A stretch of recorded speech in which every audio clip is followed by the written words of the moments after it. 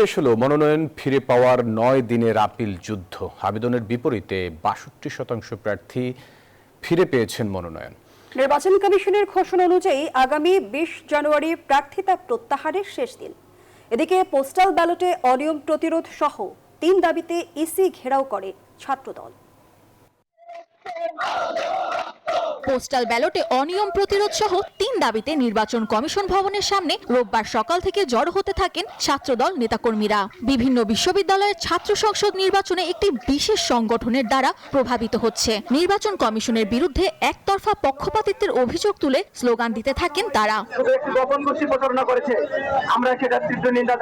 তাদের দাবি, commission level playing field তৈরিতে ব্যর্থ হয়েছে।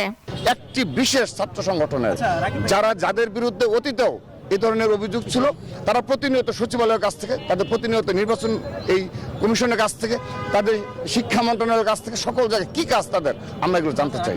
নির্বাচন কমিশন অত্যন্ত পক্ষপাতপুষ্ট এবং প্রশ্নবিদ্ধ সিদ্ধান্ত গ্রহণ করেছে পোস্টাল ব্যালট নিয়ে।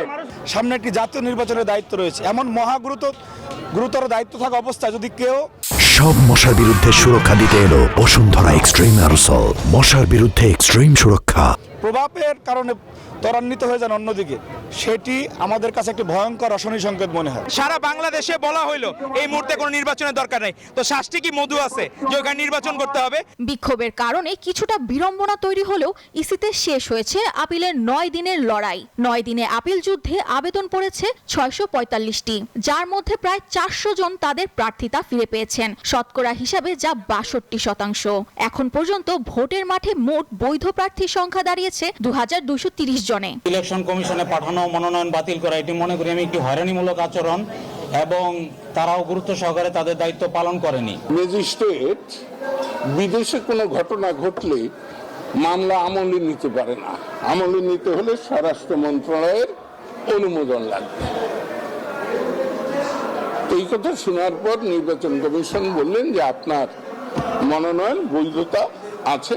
বিএনপির মনোনীত প্রার্থী জনাব কাজী রফিকুল ইসলামের নির্বাচনে প্রতিদ্বন্দ্বিতা করার ক্ষেত্রে, ধানের শীষ নিয়ে প্রতিদ্বন্দ্বিতা করার ক্ষেত্রে কোনো আইনি বাধা আর থাকলো না। নির্বাচন কমিশনের ঘোষণা অনুযায়ী আগামী ২০ জানুয়ারি প্রার্থিতা প্রত্যাহারের শেষ দিন। পরদিন ২১ জানুয়ারি চূড়ান্ত তালিকা প্রকাশ ও প্রতীক বরাদ্দ দেওয়া হবে।